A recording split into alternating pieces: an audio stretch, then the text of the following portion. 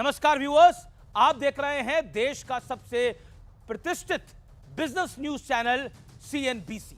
और सीएनबीसी में today we will talk about Modi government 11 years, यानी नरेंद्र मोदी की सरकार के 11 वर्षों के ऊपर हम सीधी बातचीत करेंगे।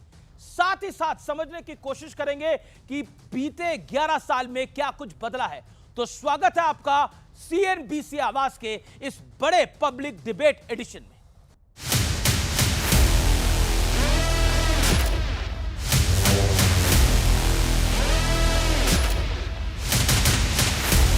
देश की रक्षा से लेकर विकास तक आत्मनिर्भर भारत हमारी ताकत है। ऑपरेशन सिंदूर हो या फिर चिनाब पर रेल ब्रिज, भारत अब अपनी किस्मत अपने हाथों से लिखता है। लेकिन शायद भारत की ये रफ्तार कुछ लोगों को पसंद नहीं आ रही।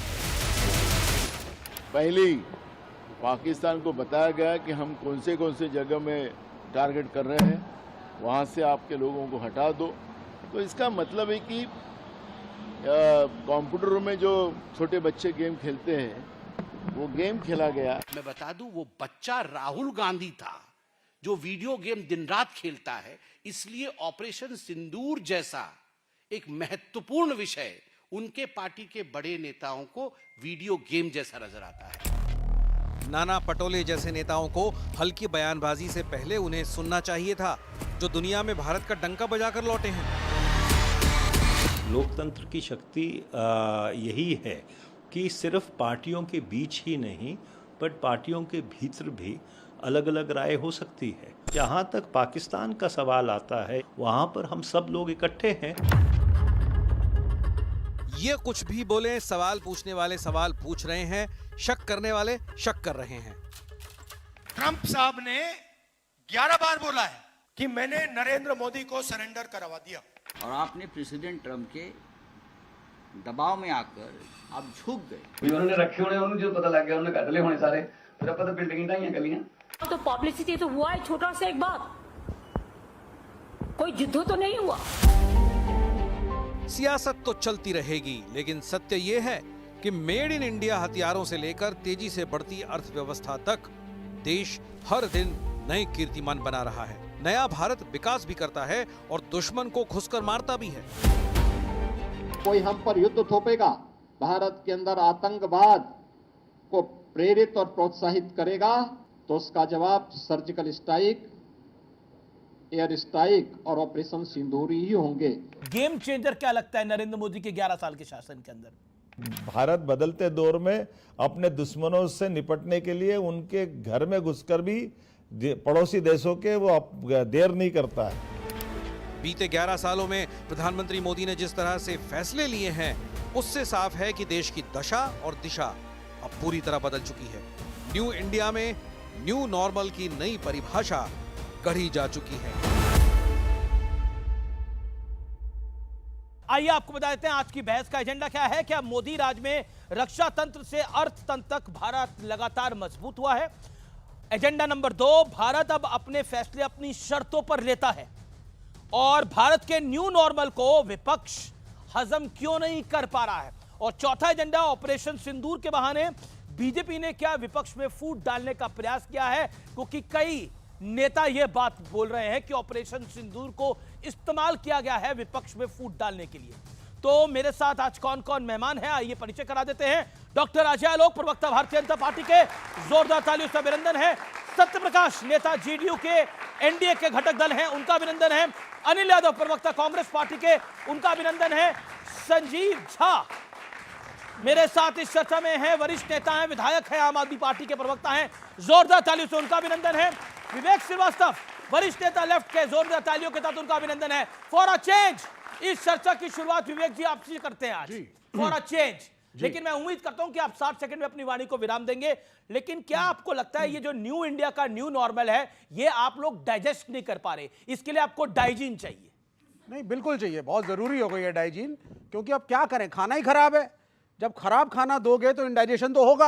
अच्छा। तो खाना बढ़िया देते अगर हमारे मित्र यहाँ हैं तो इंडाइजेशन नहीं होता।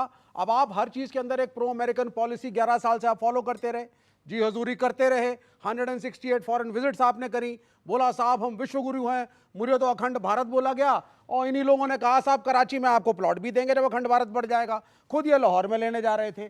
तो अब ये सब कहने के बाद जब अचानक एक ट्रबल होता है, पहलगाम में हमारे देश के ऊपर एक हमला होता है जिसका हमारे प्रधानमंत्री निर्णय लेते हैं कि मैं मुंह तोड़ जवाब दूंगा, तो सबने प्रधानमंत्री का समर्थन किया।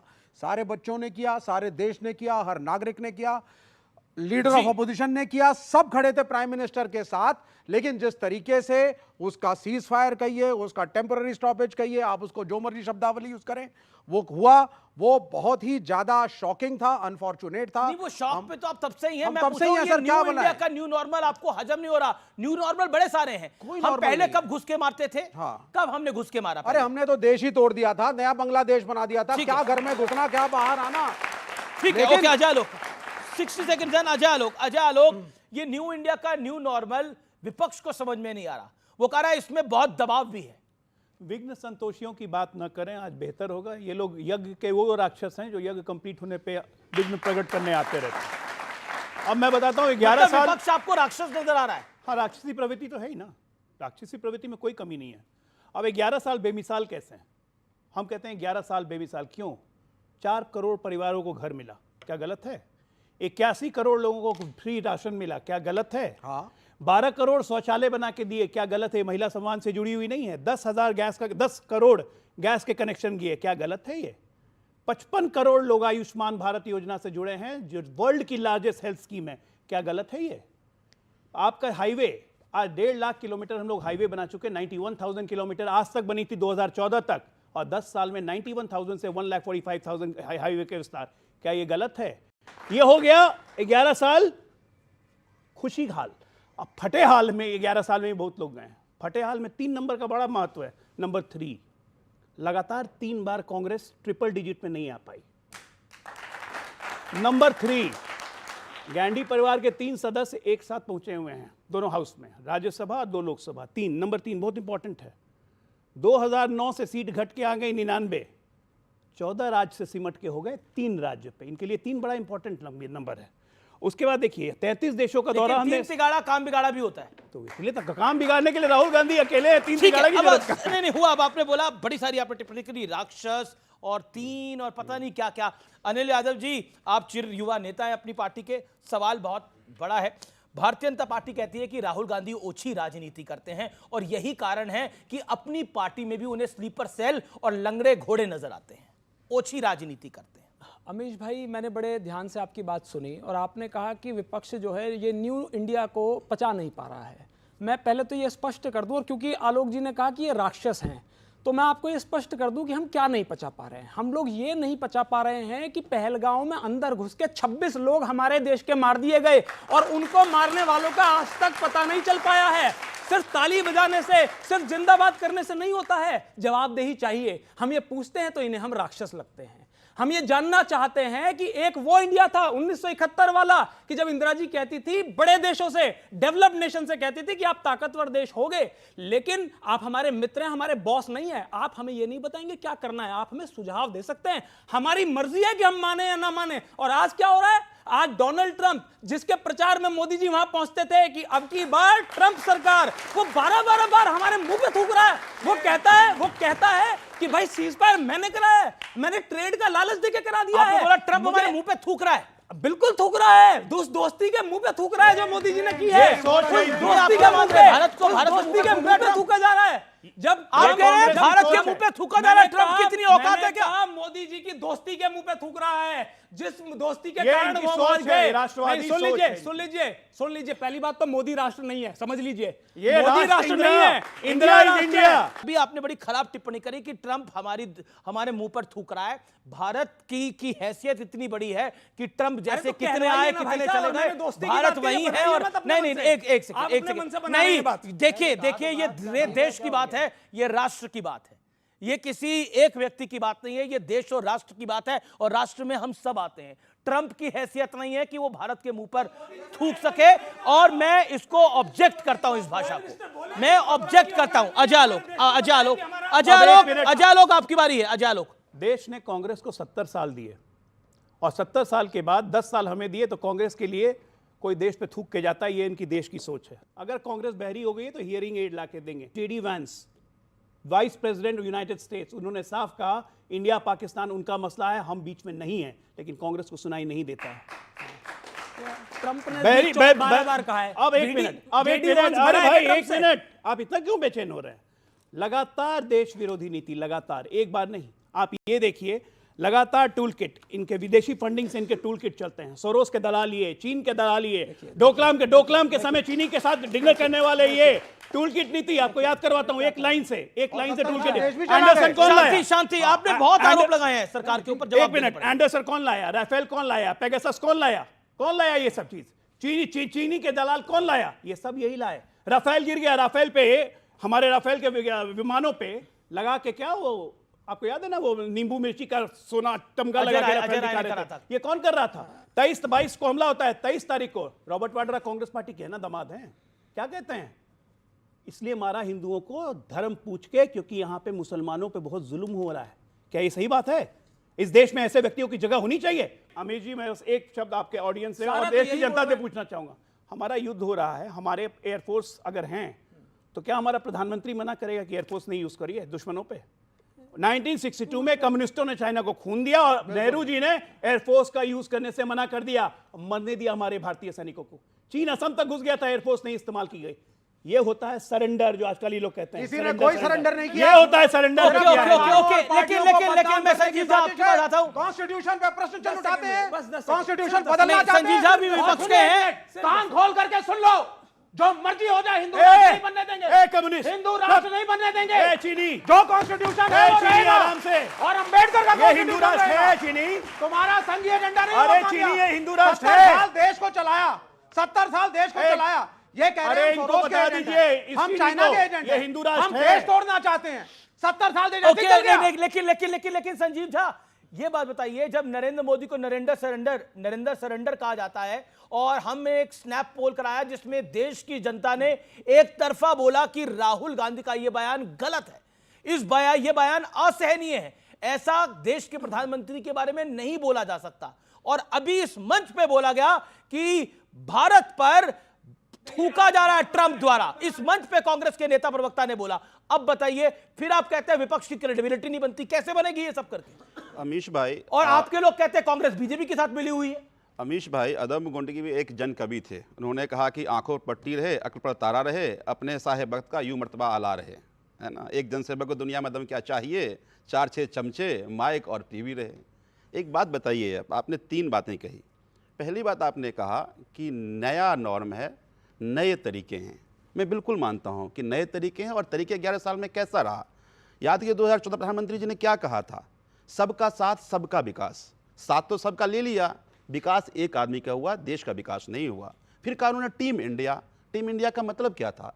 कि अलग अलग राज्यों से अगर सरकार जीती, उसके साथ मिलकर देश को आगे बढ़ाएं।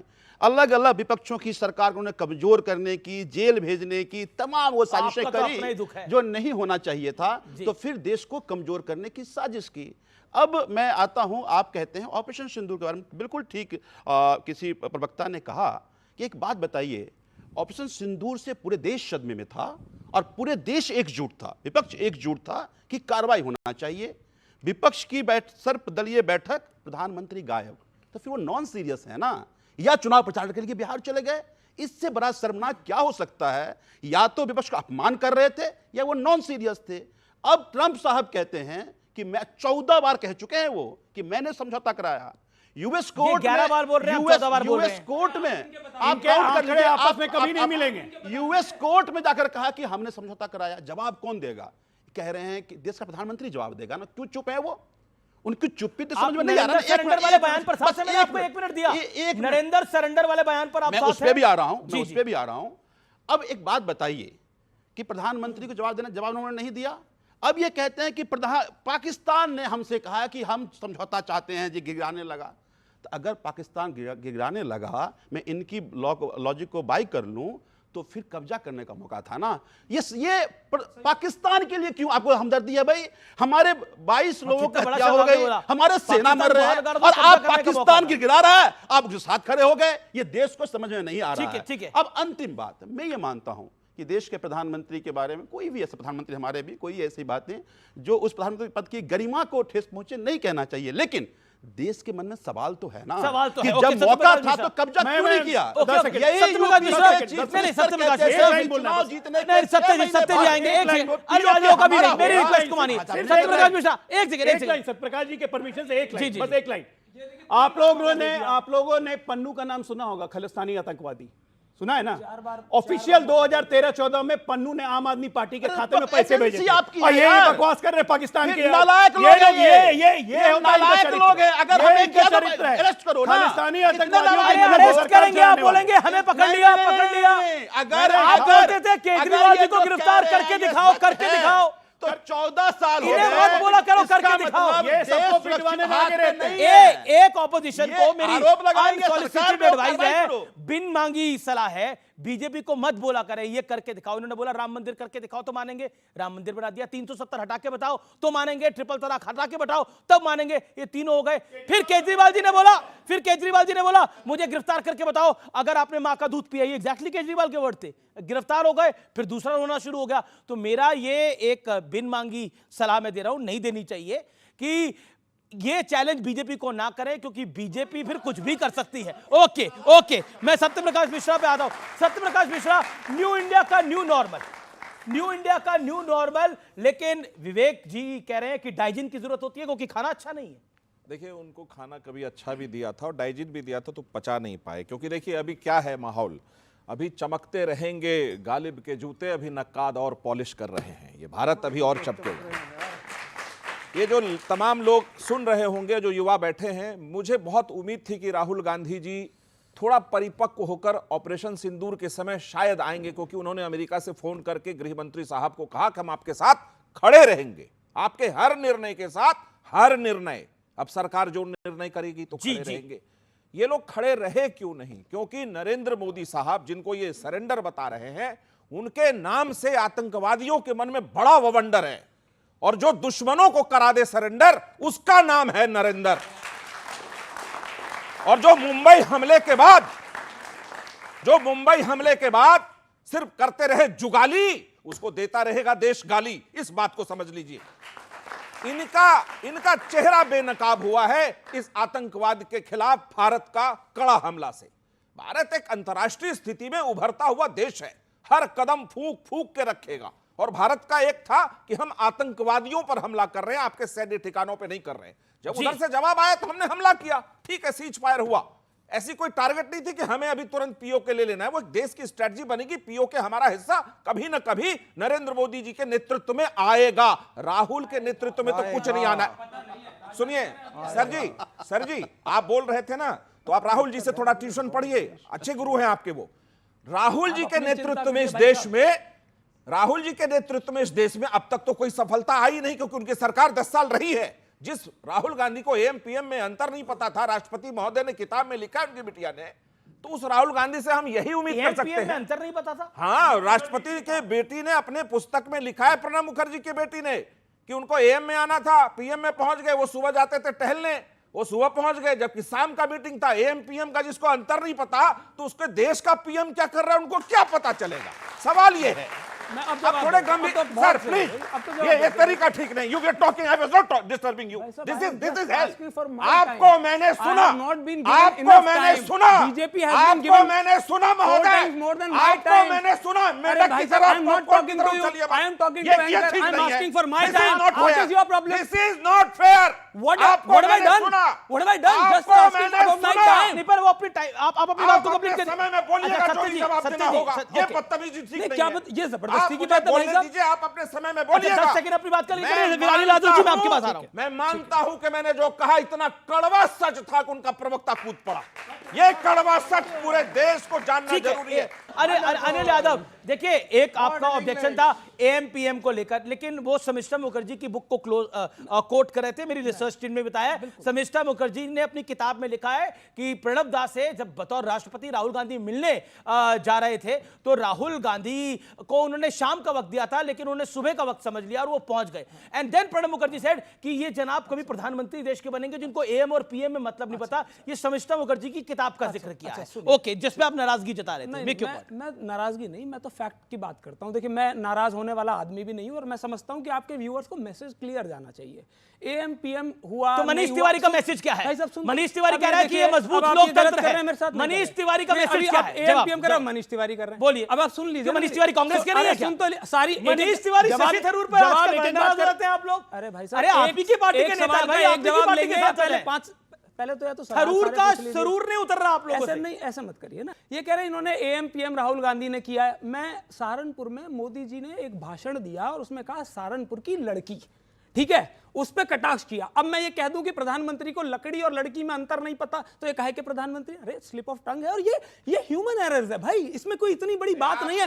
बड़ी बात ये है, बड़ी बात ये है, देखिए आप पीछे बोल रहे हैं, बड़ी बात ये है कि जब हमारी सेना ने पाकिस्तान का गला दबा दिया था, जब हम पूरा अंदर घुसने वाले थे, तब मोदी जी ने सीज फायर क्यों किया, वो सरेंडर क्यों किया, बड़ा सवाल ये है। और वो ट्रंप ने क्यों किया, और वो ट्रंप ने क्यों कहा, ये बड़ा सवाल है।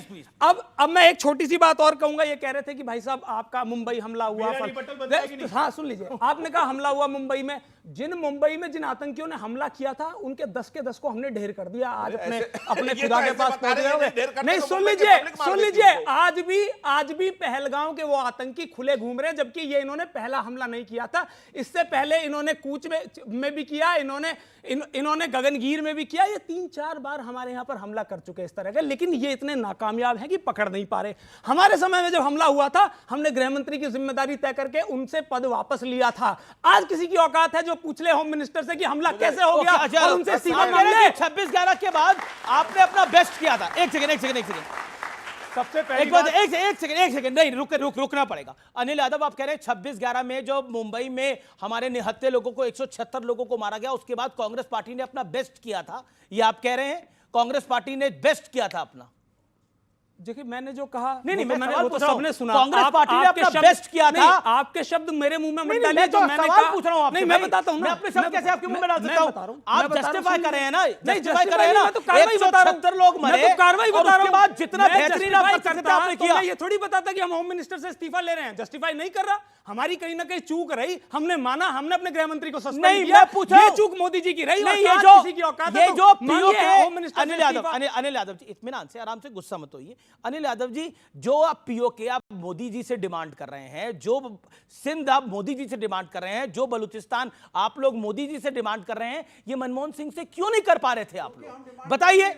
नहीं, एक सेकंड, शांत रहिए विवेक, आपकी टर्न है। ओके, क्यों नहीं डिमांड कर पा रहे थे आप लोग? भाई, राजनाथ सिंह खुद कह रहे हैं कि पीओके हम लेने वाले हैं। हम पूछ रहे हैं इससे बढ़िया मौका क्या था जब सेना ये तो कह रहे हैं 2050 तक हमारी सरकार रहेगी, ये भी मानिए। फिर राजनाथ जी ने कहा है कि हम पीओके लेने वाले हैं। ओके, हमारे पास देखिए, हम ये पूछ रहे हैं जब मौका मिलेगा तो ये उम्मीद है। ओके, ये उम्मीद आपने दिखाई है। कांग्रेस कह रही है हम नहीं चाहते, हम पहले भी नहीं चाहते थे, हम भी नहीं चाहते, लेकिन बीजेपी ने उम्मीद जता दी, योगी आदित्यनाथ ने उम्मीद जता दी, राजनाथ सिंह ने उम्मीद जता दी।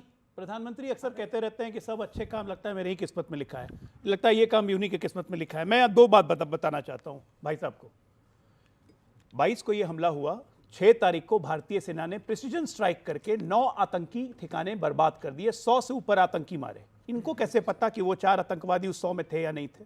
जो ये कह रहे हैं कि 4 हाथ से घूम रहे हैं। जवाब पहली बात, एक के बाद एक जवाब एक लीजिए। 2008 में मुंबई हमला हुआ, 2009 में हमारे देश का प्रधानमंत्री शर्म एल शेख पे जाता है और कहता है कि हाँ, बलूचिस्तान उग्रवादी को हम मदद करते हैं। ये सबसे बड़ी फेलियर थी कि नहीं?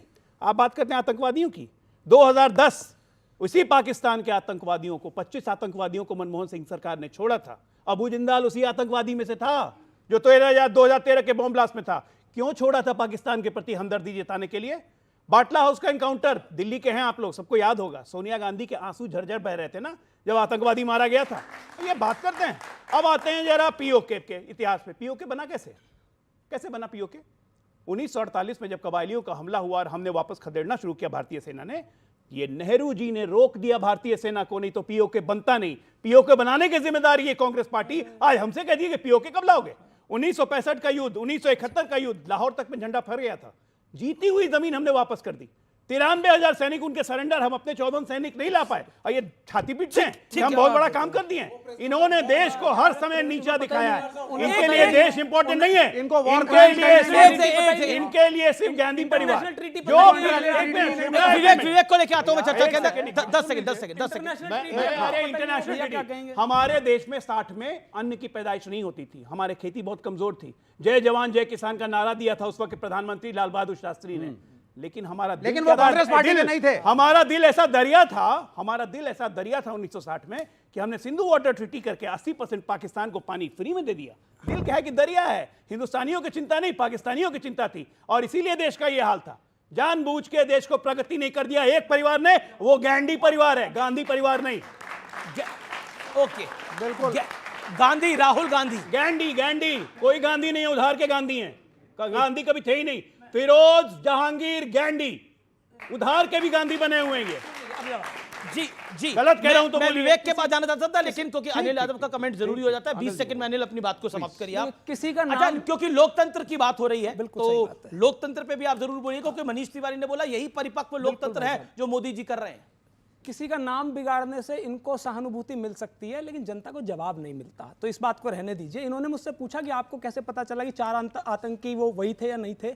इनके देश के विदेश मंत्री जयशंकर ने, मेरे देश के विदेश मंत्री, इनके देश के विदेश मंत्री, अरे देश तो आपका भी है भाई, इनका देश भी अब नहीं है, विदेश मंत्री तो नहीं, इनका देश भी नहीं है, इनके देश के विदेश मंत्री। देखिए वो चाहे कितने भी नाकारा हो, लेकिन है हमारे भी विदेश मंत्री, मैं मानता हूं, और मैं स्लिप ऑफ टंग हो गया, मैं माफी भी मांगता हूं।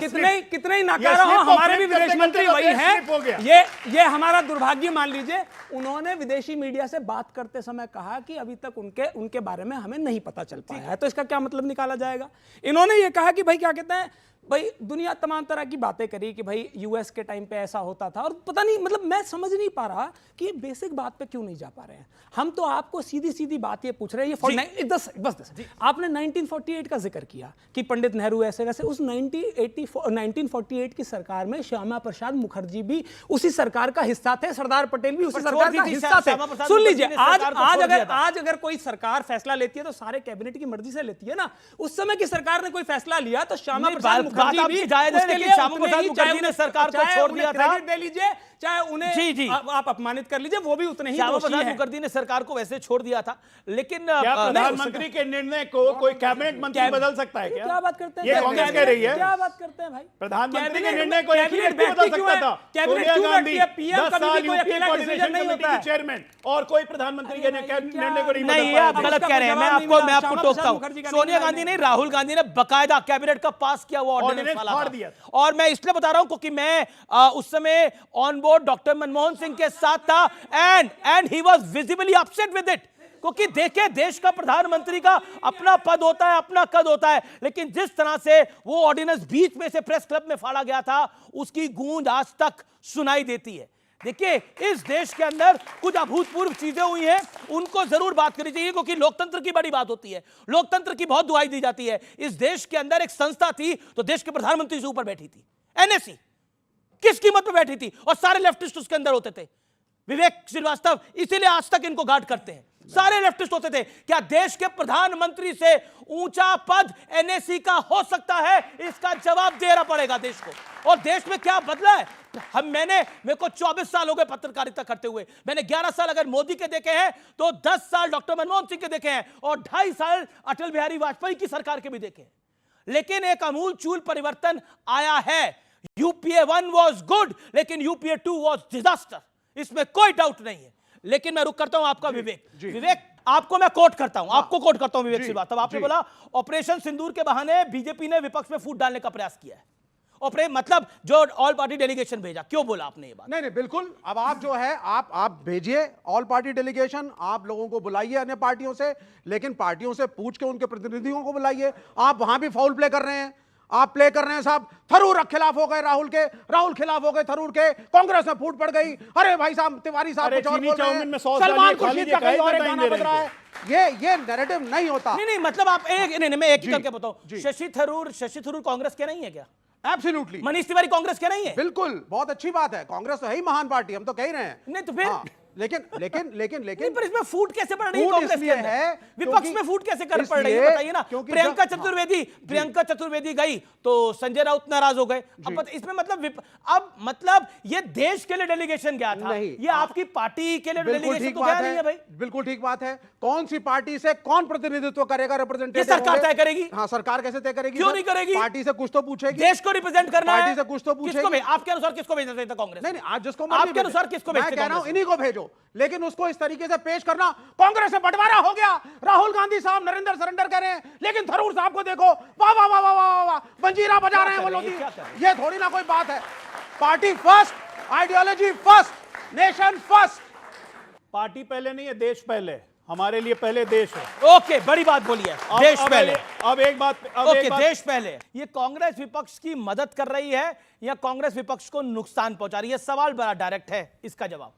देखिए, मुझे लगता है कि हर पार्टी का अपना स्टैंड है, और मुझे लगता है कई बार कि जो कांग्रेस का जो स्टैंड रहता है बीजेपी को फायदा पहुंचाता है। कैसे? और बीजेपी फिर कांग्रेस के स्टैंड पे ही बैटिंग करना शुरू कर देती है, छक्का मारना शुरू कर देती है। लेकिन जो सवाल खड़ा होता है, अच्छा, कांग्रेस का कौन सा स्टैंड जिसमें बीजेपी बैटिंग कर रही है? आपने कांग्रेस का कौन सा स्टैंड जिसमें बीजेपी बैटिंग कर रही है? नहीं, कई सारे, जैसे मुझे लगता है कि ये नहीं पूछना चाहिए कि कितने विमान गिरे, क्योंकि मुझे लगता है हमारा इंटरनल मसला है, और हमारी सेना ने वीरता से काम किया और घुसकर मारे हैं। अच्छा, कांग्रेस बीजेपी के लिए बैटिंग की पिच तैयार करती है, आम आदमी पार्टी ये एक बात कह रही है, इस पर आपका जवाब क्या है? इसी पे जवाब 20 सेकंड। जी, हम किसी की बैटिंग नहीं करते, हम इस देश के लिए बैटिंग करते हैं। जब जब नरेंद्र मोदी सरेंडर करेंगे तो हम इस देश के लिए बैटिंग करेंगे और उनको बताएंगे कि आपने सरेंडर कर दिया है। जी, ये जब आपका किसान आपका टर्म हो आत्महत्या सकता करेगा है। तो हम मैं उस पे आज उठाएंगे। आप लोगों से पूछता हूं, देखिए हमने स्नैप पोल भी किया है, क्या आपको लगता है, और यहां पे मैं, क्या आपको लगता है मोदी जी ने सरेंडर कर दिया? नहीं आपको लगता? मेरा सवाल बीजेपी और कांग्रेस दोनों को जाता है। ऑपरेशन सिंदूर को हुए अब करीबन 1 महीने हो चुके हैं। मेरा सवाल है, भारत ने क्या पाया? भारत ने क्या पाया? ये एक अच्छा सवाल है, भारत ने क्या पाया? एक अच्छा इसका सवाल है, भारत ने क्या पाया? और दोनों से मैं जानना चाहता हूं 10-10 सेकंड के अंदर, 10 सेकंड की टाइम लिमिट है। पहले अनिल यादव, भारत ने क्या पाया, फिर अजय लोग आपकी बात। तो अनिल यादव 10 सेकंड, भारत ने क्या पाया ऑपरेशन सिंदूर के बाद? देखिए, ऑपरेशन सिंदूर हुआ, और अगर हम दुनिया की बात करें तो जो भारत, जिसके साथ और देश खड़े हो जाते थे और पाकिस्तान को टेरर कंट्री माना जाता था, जब मनमोहन सिंह जी की सरकार होती थी, हमारी सरकार होती थी, तो हमने यूएन में जाके उनके 2-2 संगठनों को बैन करा दिया था। हाफिज सईद को हमने घोषित आतंकी करार करा दिया था जब उन्होंने 26/11 किया। आज क्या हुआ है? आज यूएन जो है उन्हें सीईसी का उन्हें वाइस चेयरपर्सन बना रहा है। काउंटर टेररिस्ट कमेटी जो होती है, पाकिस्तान को उसका वाइस चेयरपर्सन बना दिया। आईडीबी लोन दे रहा है, एडीबी लोन दे रहा है, आईएमएफ लोन दे रहा है, वर्ल्ड बैंक लोन दे रहा है। तो ये तो पाकिस्तान को फायदा भारत ने क्या पाया? और ट्रंप ने भारत को और पाकिस्तान को एक बराबर खड़ा कर दिया। हमारा जो सदाबहार दोस्त ऑपरेशन सिंदूर के बाद भारत और पाकिस्तान बराबर आके खड़ा हो गया, कांग्रेस कह रही है। मैं कह रहा हूं 15 सेकंड ऑपरेशन सिंदूर करके भारत ने दिखा दिया कि अगर हम पे कोई हमला होता है तो हम में कैपेसिटी है अमेरिका और इजराइल जैसे कि आपके घर में घुस के मारेंगे। ठीक है। एक दूसरा, ऑपरेशन सिंदूर ने दिखा दिया कि हमारी सेना कितनी आत्मनिर्भर है, कि आज हमारे ब्रह्मोस मिसाइल की हर जगह मांग हो रही है। तीसरी और सबसे अंतिम, कम से कम आप तीसरी और सबसे इंपॉर्टेंट, विश्व के सारे देशों ने, चाहे European union, America, Canada, Japan, France, Australia, एक देश ने भारत के स्टैंड का समर्थन किया है और पाकिस्तान को हमने एक्सपोज कर दिया है। ये हेंस प्रूव्ड है, लेकिन कांग्रेसियों को समझ में नहीं आएगा। लेकिन देखिए, समस्या तब हो जाती है जब कांग्रेस के नेता बोलते हैं यहां पर हैं और हेडलाइन पाकिस्तान में बन जाती है। जैसे ही राहुल गांधी ने सरेंडर नरेंद्र बोला, पाकिस्तान की सरकार ने पकड़ लिया, और बीजेपी ने कहा कि यह बात तो पाकिस्तान के प्रधानमंत्री ने नहीं बोली, पाकिस्तान के आर्मी चीफ ने नहीं बोली, और तो और उन आतंकियों ने भी नहीं बोली कि नरेंद्र मोदी सरेंडर कर रहा है। वो सब कहते हैं कि नरेंद्र को हटा दो, हम फिर बता देंगे। मेरा बीजेपी प्रवक्ता से सवाल है कि बिहार में विधानसभा चुनाव आ रहा है, तो क्या बीजेपी ऑपरेशन सिंदूर का सहारा लेके चुनाव लड़ सकती है? पहली बात, आज देश का युवा जाग गया कि ना बिहार इतना कमजोर है, ना बिहारी इतना कमजोर है। मैं भी बिहार का ही, और यहाँ पे 3 आदमी और बिहार के हैं कि ऑपरेशन सिंदूर का नाम लेके हम बिहार के चुनाव में रहे। पिछले 20 साल से बिहार में हमारी सरकार अपने काम की बदौलत चल रही है, और अगले 5 साल भी हमारी ही सरकार रहेगी अपने काम की बदौलत। ऑपरेशन सिंदूर हमारे स्वाभिमान की बात है। कोई चांस नहीं है वहां पर जी। तेजस्वी और कांग्रेस का कोई चांस नहीं है वहां पर। आप लिख के ले लीजिए, 25 सीट नहीं क्रॉस करेंगे। आज आपके एक कार्यक्रम में बोल रहा हूं, 25 सीट महागठबंधन क्रॉस नहीं करेगा। ओके, बीजेपी नहीं 225 हम रहने जा रहे हैं, ये 25 नहीं क्रॉस करेंगे। कांग्रेस अच्छा, मुख्यमंत्री कौन बनेगा? प्रवक्ता जी, मुख्यमंत्री कौन बनेगा? कितना बार घोषणा कर चुके हैं नीतीश के नेतृत्व में जा रहे हैं, तब भी वही बात। अरे अगला मुख्यमंत्री नीतीश जी होंगे? बिल्कुल होंगे, बिल्कुल होंगे, बिल्कुल होंगे। रिकॉर्ड कर अब एक मिनट, कांग्रेस नॉन प्लेइंग 11 में लालू जी के पैर पे पड़िए, लालू जी पुरस्कार। क्या क्या कह रहे हैं? कांग्रेस नॉन प्लेइंग 11 में बिहार में भाई, क्या लालू जी चुनाव के नहीं लड़ती कांग्रेस पर? अरे बिहार में पैर में गिरे हुए लालू जी के, लालू जी पुचकार रहे हुर, इससे ज्यादा नहीं देंगे। उससे ज्यादा कांग्रेस। अच्छा, एक बात बताइए, जब मोदी जी को सरकार में बहुमत नहीं मिला था तो नीतीश जी से समर्थन लेना पड़ा। अब मैं बोलूं कि मोदी जी नीतीश जी के पैर में पड़े हुए हैं, आज उनकी कुर्सी जो है उस पे एक टंग नीतीश जी की है, और नीतीश जी हुर कर देते तो ये सरकार गिर जाएगी। ऐसे अच्छा लगेगा क्या? अच्छा लगेगा? इनकी भी बेइज्जती होगी, पीएम की भी बेइज्जती होगी, और सरकार की भी बेइज्जती होगी। नहीं, सुन तो लीजिए ना भाई साहब, आपके सामने भी युवा बैठे हैं, और जो आपका चैनल सबसे ज्यादा युवा ही देखते हैं, और जितना युवा बिहार में पिटा है ना नौकरी मांगने के ऊपर, इतना किसी प्रदेश में नहीं पिटा। और यही जो बिहार का युवा है ना, इसने लाठी ले रखी है। लेकिन ये जो लाठी है ना, कांग्रेस की खासियत है, कांग्रेस ओके, लेकिन कांग्रेस की खासियत बड़ी जबरदस्त है, और आम आदमी पार्टी ने बड़े भले भांति इसको एक्सप्लेन किया था जब हरियाणा का रिजल्ट आया। बोलना हारना सीखना है तो कांग्रेस पार्टी से सीखिए। हरियाणा में सारे opinion poll, exit poll Congress को जिता रहे थे। मीडिया बोल रहा था कि बीजेपी का चांस बहुत कम है, लेकिन कांग्रेस चुनाव हार जाती है। क्यों हार जाती है? कांग्रेस ओवर कॉन्फिडेंस में कुछ ऐसे गलत फैसले कर देती है। महाराष्ट्र के अंदर उद्धव ठाकरे को एडजस्ट करते करते कांग्रेस खुद निपट गई, और कांग्रेस का जो नेता कह रहा था कि उद्धव को अगर एडजस्ट करोगे तो हम निपट जाएंगे, उसको इन्होंने बाहर कर दिया। उसके बाद उत्तर प्रदेश के अंदर कांग्रेस कई नेता कांग्रेस को कह रहे हैं कि आप खुद खड़े होइए, लेकिन कांग्रेस की लीडरशिप क्या निर्णय करेगी हम सबको पता है। प्रॉब्लम यह है कांग्रेस पार्टी के साथ। और दिल्ली के अंदर आम आदमी पार्टी की बनी बनाई सरकार, चली चलाई सरकार, कांग्रेस ने ही बखेड़ा खड़ा करा सबसे पहले और इनको निपटा दिया। मेरा क्वेश्चन विवेक जी से है। आपने बोला कि मोदी जी को पार्टी के जो प्रतिनिधि थे उनसे पूछना चाहिए था कि वहाँ डेलीगेशन में किसको भेजना है। अब पता चले आपकी पार्टी डेलीगेशन कन्हैया कुमार को भेज दे बाहर, और वो जाके बोलेंगे क्या, भारत तेरे टुकड़े होंगे इंशाल्लाह इंशाल्लाह। उससे भारत का क्या होगा फायदा? अरे वो इनकी पार्टी से उनकी पार्टी में आ गए, अनिल यादव भी उनसे प्रताड़ित है। दूसरी चीज, अभी आपने बोला इलेक्शन का कोई फर्क नहीं पड़ता आम आदमी पार्टी में। आप इलेक्शन के चक्कर में तो कर्नाटक एक जो वहां पे जो राहुल गांधी जी सीट में लड़ रहे थे वायनाड में, वहां पे उनके खिलाफ लड़ रहे हो, यहाँ पे उनकी भक्ति के गीत गाए जा रहे हो। ये दोगलापन कहाँ से लाते हो? हम 50 साल से कर रहे हैं। ये हम 50 साल से कर रहे हैं। केरल में इनको निपटा रहे हो, और यहाँ अनिल यादव के साथ गीत गा रहे हो। प्रधानमंत्री इन्हीं का बनवाएंगे समर्थन साल से कर रहे हैं। नहीं, प्रधानमंत्री इन्हीं का बनवाएंगे केंद्र में, अंत में देखना। थोड़ा सा समय, प्रधानमंत्री कांग्रेस का पिछली 3 बार से तो आ नहीं रहा है। मुख्यमंत्री केरला में ये नहीं आने दे रहे हैं, और बातें बड़ी बड़ी यहाँ पर हाँक रहे हैं, बातें बड़ी बड़ी हाँक रहे हैं। लेकिन 11 साल में कांग्रेस में तब्दीली जो मैंने देखी है, और इसके ऊपर मैं जरूर आप लोगों की राय चाहूंगा। कांग्रेस में बड़ी अच्छी बात करी कन्हैया कुमार की, कांग्रेस में तब्दीली आई है बीते 11 साल के अंदर। अब कांग्रेस के अंदर कन्हैया कुमार सबसे लोकप्रिय प्रवक्ता है, और ये मैं नहीं कह रहा, ये जयराम रमेश साहब के शब्द हैं जब भारत जोड़ो यात्रा में। और सोचिए, आज गुलाम नबी आजाद बाहर हैं कांग्रेस से, और कन्हैया कुमार कांग्रेस का पोस्टर बॉय है, तो ये कांग्रेस पर एक बड़ा सवाल खड़ा करता है। पॉइंट नंबर 2 जो कि मैं कहना चाहता हूं, कांग्रेस इस देश के लिए एक तरह से मैं कह सकता हूं कि कांग्रेस पार्टी इस देश की इथॉस के साथ बंधी हुई पार्टी है, लेकिन बीते 11 साल में कांग्रेस ने उस इथॉस को छोड़ा है। कांग्रेस नहीं, अच्छा, कांग्रेस में पहले कब स्लीपर सेल होता था?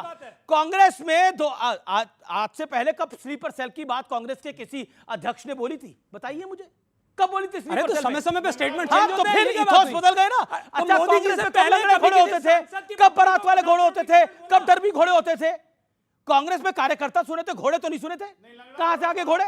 इतिहास की बताता हूं मैं बात। देखिए, मैं इसलिए कह रहा हूं, मैं पढ़ लिख कर आता हूं और सोच समझ के बोलता हूं। कांग्रेस में बदलाव आया है, कांग्रेस में बदलाव आया है, और वो कांग्रेस को तय करना है और कांग्रेस के कार्यकर्ताओं को तय करना है कि वो बदलाव किस चीज के लिए है। ओके, और ये देश की सरकारों में और इस देश में भी एक बड़ा बदलाव आया है।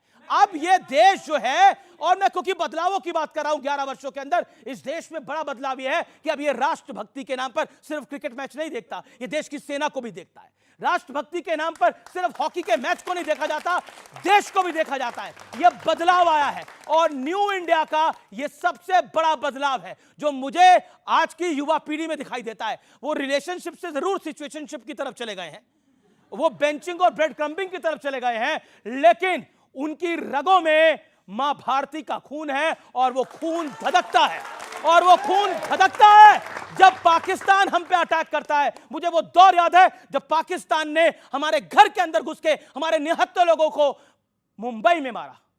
मैं रिपोर्टिंग करता था और मैं आपको बता रहा हूं, हमारे कलेजे फट गए थे उस घटना को देखकर। और मैंने वो दौर भी देखा है जब यहां की सरकार, भारत की सरकार, कांग्रेस की सरकार हाथ पे हाथ धरे बैठी रही थी। एक एक्शन नहीं लिया था कांग्रेस की सरकार ने, और बाकायदा, एक सेकेंड सुनना पड़ेगा जी पूरा। मनीष तिवारी ने अपनी किताब में लिखा कि वो हमारी एक गलती थी। बराक ओबामा ने लिखा चंद मुसलमान वोटों के लिए कांग्रेस पार्टी ने ऐसी कार्रवाई नहीं करी। मैं नहीं कह रहा, बराक ओबामा ने लिखा। वक्त है एक ब्रेक का, लेकिन ब्रेक के उस पार सीएनबीसी आवाज का टक्कर जारी है। राहुल गांधी जैसा मत करिए। नहीं अरे नेशनल एंथम में नीतीश कुमार खड़े नहीं हो पाते, साथियों के साथ क्या खड़े होंगे? नहीं बोला गया। मूर्ख व्यक्ति को ये पता नहीं है। ये मूर्ख होगा, ये मूर्ख होगा, ये मूर्ख होगा, ये मूर्ख होगा, ये मूर्ख होगा। I protest. I will also protest. क्यों क्या? नहीं आई प्रोटेस्ट।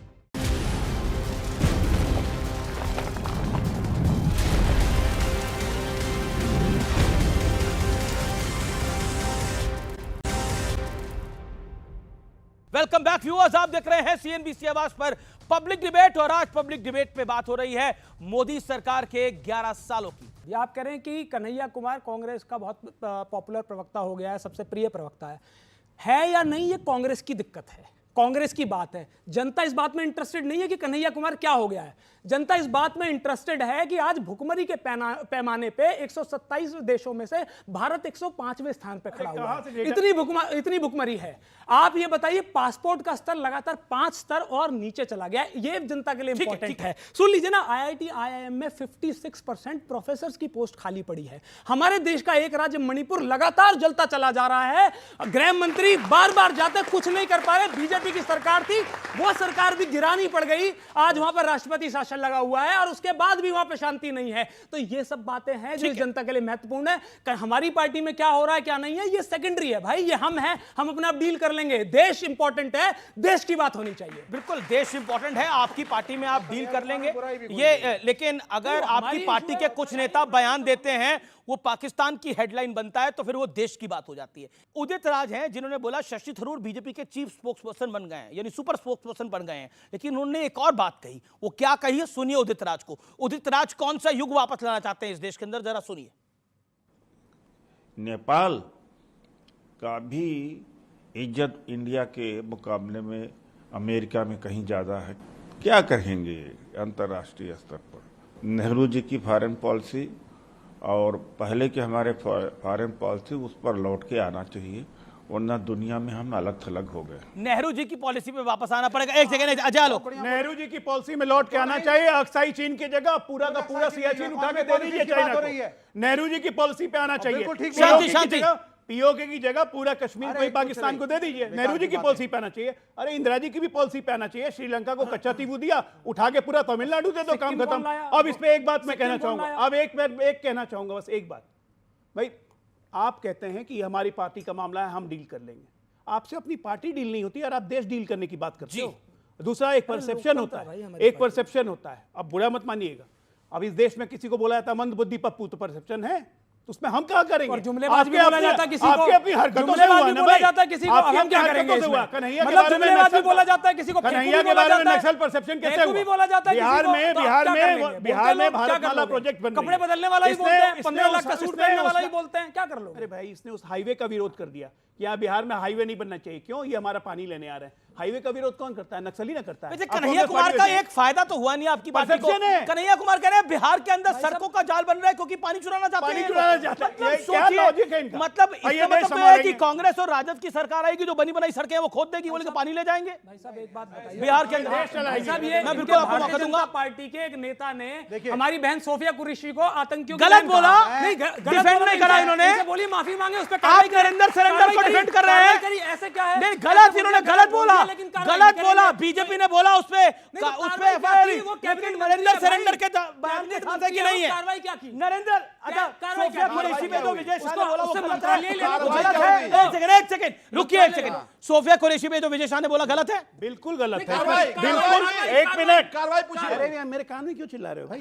जवाब दीजिए। सोफिया कुरैशी पे जो कहा गया वो बिल्कुल गलत है। वो माफी मांग चुका, कोर्ट से रिप्रिमांडल मिला, उन पर केस चल रहा है। Okay okay okay. और एक मिनट, लेकिन जरा इनसे ये पूछिए, राम गोपाल यादव ने जो व्योमिका सिंह पे बोला, क्या वो सही था? नहीं, दूसरी बात, अभी जो आप सुनवा रहे हैं, इनके उदित राज का बयान, क्या वो सही था? ठीक है। नरेंद्र सरेंडर राहुल गांधी ने बोला सही है या गलत है? बिल्कुल सही है। देखिए, राहुल गांधी ने बिल्कुल ठीक कहा है। जनता नहीं मानती, मौका था पीओ के लेने का, वो उन्होंने गवा दिया। इसलिए हमने बोला नरेंद्र सरेंडर नहीं होनी चाहिए। जनता नहीं मानती नरेंद्र। आप मानते नरेंद्र सरेंडर? देश का प्रधानमंत्री सरेंडर कर रहा है, देश सरेंडर कर रहा है, आपको लग रहा है ये गलत है और ये भारी पड़ेगा। मैंने जब बोला कांग्रेस पार्टी पे वो बयान भारी पड़ेगा और वो भारी पड़ता है। इसलिए मैं कह रहा हूं कि इस बयान को अब सोच समझ के रिपीट करें। सावरकर को इन्होंने गद्दार बोला, महाराष्ट्र में क्या हाल हुआ है ये किसी से ढका छुपा नहीं है। चौकीदार चोर है बोला, क्या हाल हुआ 2019 के लोकसभा चुनाव में ये किसी से ढका छुपा नहीं है। लेकिन आखिरी दौर है चर्चा का, बिल्कुल आखिरी दौर है। कुछ बात अगर कोई 11 साल पे करना चाहता है, कुछ हुआ है, कुछ सुनाना चाहता है, किसी के पास है कुछ? बीजेपी प्रवक्ता, सवाल क्या है आपका? मेरा सवाल है कि नीतीश कुमार की कोई गारंटी ले रहे हैं कि वो पलटी तो नहीं मारेंगे? अरे सर ये अलग सवाल आ गया। ये महफिल में रंग कहीं और से जम गया। वो कह रहे हैं नीतीश कुमार की गारंटी क्या है, कि उनकी गारंटी कौन लेगा? देखिए, नीतीश कुमार जी ने 2 बार माफी मांगी इस चीज के लिए सार्वजनिक रूप में कि वो हमसे एक गलती हुई है। लेकिन एक मिनट रुकिए, नहीं वो पलटी सुनिए। नीतीश कुमार ने 24 नवंबर 2005 को जब शपथ ली थी, उन्होंने कहा 3 बार सुशासन सुशासन सुशासन। इस 3 शब्दों से और अपने विकास की राजनीति से, मूल्यों से, सिद्धांतों से कभी नहीं पलटे। आप किसी साथी के साथ चलेंगे, पीठ में चाकू मारता रहेगा, कितने देर खड़े रहेंगे? उन्होंने इस्तीफा दिया, दूसरों ने समर्थन दिया और वो आज भी मुख्यमंत्री है। बिहार का विकास दर पता है आपको, देश में सर्वाधिक है, 14% के आसपास है विकास दर, और लगातार हम 1, 2, 3 पायदान पे। ये क्या तरीका है यार? इतना सा अकल नहीं है। देखिए आप नहीं, ये तरीका ठीक नहीं है, ये बार बार आप करते हैं। राहुल गांधी जैसा मत करिए। नहीं आप अरे नेशनल एंथम में नीतीश कुमार खड़े नहीं हो पाते, साथियों के साथ क्या खड़े होंगे?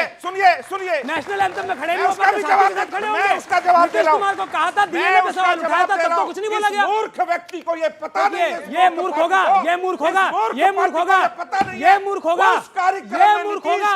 कोई मूर्ख नहीं है, आप दोनों मूर्ख नहीं है। ये क्या तरीका है? क्या बदतमीजी है? मैं आप करके बात कर रहा हूं, मैं उनकी उम्र का लिहाज कर रहा हूं। फालतू बात कर रहे हैं आप। अरे क्या बात कर रहे हो? मूर्ख आप होगे, तुम होगे मूर्ख, और अगली बार तुम कहूंगा। अच्छा बीच में ना बोले ना, आपको मौका मिला, वो तीसरी बार तुम बोल रहे हैं। ये सब नहीं है, ये सब नहीं चलेगा। प्रोटेस्ट, आई प्रोटेस्ट। हां आई भी प्रोटेस्ट करेंगे।